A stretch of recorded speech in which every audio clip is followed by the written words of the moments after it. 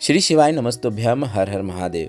गुरुजी पंडित प्रदीप मिश्रा जी की गोपेश्वर गोपेश्वर महापुराण कथा पूर्ण हो गई है और गुरुजी की अगली कथा जो है वह 15 नवंबर से शुरू होने वाली है। 15 नवंबर से 19 नवंबर तक अगली कथा धोलिया महाराष्ट्र में है और उससे पहले आज मतलब 11 नवंबर है, नरक चौदस है, साथ में मासिक शिवरात्रि है।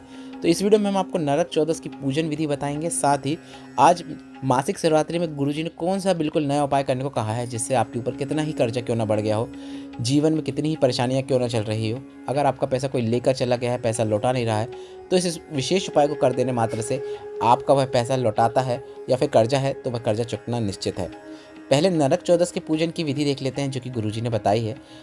तो नरक चौदस की पूजन की शुरुआत भी आपको वैसे ही करना है जैसे आपने धनतेरस के पूजन की शुरुआत की थी। आपको सिक्कों की पूजन करना है, हल्दी कुमकुम अबीर गुलाल अर्पित करना है, पर इसमें आपको 5 अमरबेल के टुकड़े, 5 कमलगट्टे और 5 हल्दी की गांठ अर्पित करना है। आपने धनतेरस में 7 की थी, आपको नरक चौदस में 5-5 अर्पित करना है।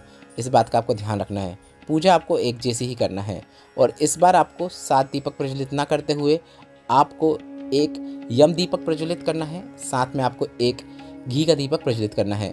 आप जो यम दीपक बनाएंगे उसमें आपको 4 बाती का उपयोग करना है क्योंकि यम दीपक 4 बाती का ही बनाया जाता है। ऐसा नहीं करना कि आपने 2 बाती का बनाया और आगे पीछे की लो को भी आपने प्रज्वलित कर दिया। 4 बाती का आपका यम दीपक होना चाहिए और इसमें आप सरसों या फिर तिल्ली के तेल का उपयोग कर सकते हैं और इसमें आपको पीली सरसों डालना है। इस बात का आपको विशेष ध्यान देना है। यम दीपक में पीली सरसों डालने का बहुत महत्व है। 4 बाती का दीपक बनाएं, उसे प्रज्वलित करें। साथ में आपको एक और दीपक बनाना है जो 1 बाती का होगा, मतलब एक घी का दीपक बनाना है और एक यम दीपक बनाना है। और कोई भी पूजन करने के पहले दीपक प्रज्वलित किया जाता है तो यम दीपक जो आपने बनाया है वह भी आपको पहले प्रज्वलित करना है और एक जो घी का दीपक रहेगा वह भी आपको पहले प्रज्वलित करना है। हमने वीडियो में आपको पूजन करके बताई थी, तो हमने धनतेरस और नरक चौदस की पूजन एक साथ करके दिखाई थी, इसलिए हमने पहले से पूजन में आपको दिख रहा होगा कि सभी चीज़ें अर्पित हैं, पर आपको ऐसा नहीं करना है। पहले आपको दीपक प्रज्वलित करना है, फिर आपको सभी सामग्री अर्पित करना है। अब आपने जो घी का दीपक बनाया है उस घी के दीपक को आपको अपने हाथ में लेना है और माता लक्ष्मी और गणेश भगवान की आरती उतारना है।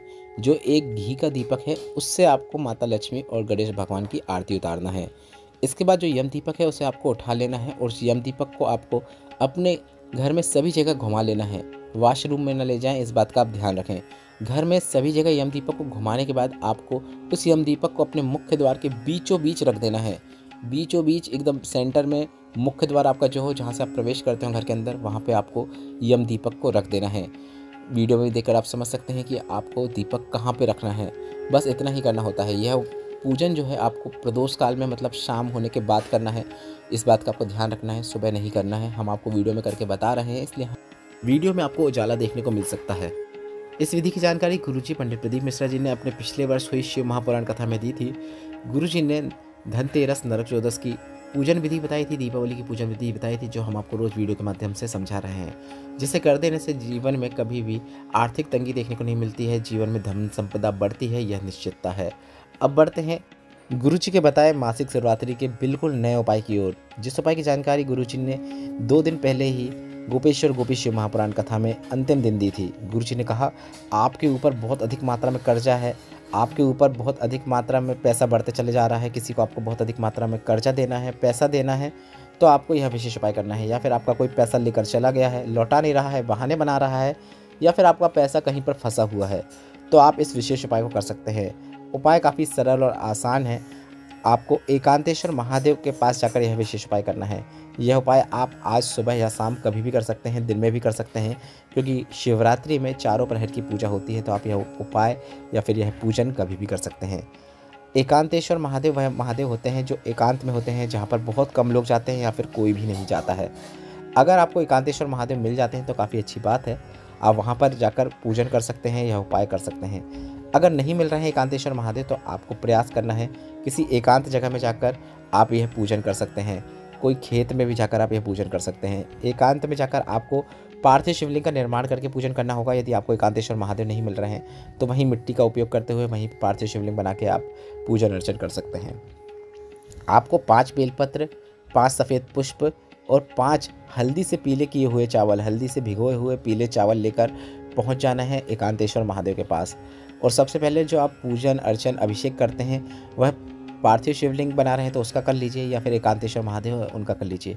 पूरा पूजन करने के बाद आपको इन तीनों चीज़ों को एक विशेष क्रम पे अर्पित करना है। सबसे पहले आपने जो 5 चावल के दाने लाए हैं उसे अर्पित करना है।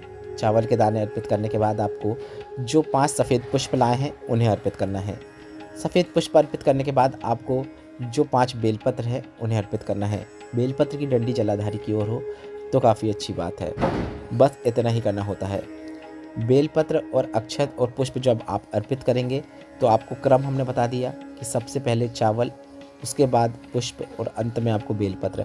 और अर्पित करते समय आपको अगर कर्जा है तो कर्जा का भान करना है कि मेरे ऊपर बहुत कर्जा है, महादेव कृपा करें, कर्जा चुक जाए, जीवन में सुख समृद्धि देखने को मिले। और अगर कोई पैसा लेकर चला गया है तो उस व्यक्ति का भान करें कि मेरा पैसा लौटा नहीं रहा है, महादेव कृपा करें। इस प्रकार से आपको निवेदन करना है महादेव से, बस इतना ही करना है। अगर आप एकांतेश्वर महादेव में पूजन कर रहे हैं तो आप इसे ऐसे ही छोड़ कर आ जाएँ, आपको कुछ नहीं करना है। बस सब चीज़ अर्पित करने के बाद आप घर आ सकते हैं। और अगर आप पार्थिव शिवलिंग बनाए हैं एकांत में तो आपको पार्थिव शिवलिंग का विसर्जन करना रहेगा, पूरी सामग्री का विसर्जन करना रहेगा। इस बात का आपको ध्यान रखना है। इस वीडियो में बताया गया उपाय और पूजन विधि से संबंधित अगर अभी भी आपके मन में कोई प्रश्न है तो वे प्रश्न आप कमेंट बॉक्स के जरिए पूछ सकते हैं। मेरे द्वारा दी गई जानकारी अगर आपको थोड़ी सी भी उपयोगी लगी हो तो इस वीडियो को लाइक करके कमेंट बॉक्स में हर हर महादेव जरूर टाइप कीजिएगा। यह एकांतेश्वर महादेव वाला जो गुरुजी ने उपाय बताया है यह विशेष तौर पर मासिक शिवरात्रि को ही किया जाता है और गुरुजी ने आपको सिर्फ और सिर्फ मासिक शिवरात्रि को ही यह विशेष उपाय करने को कहा है। श्री शिवाय नमस्तुभ्यम। हर हर महादेव।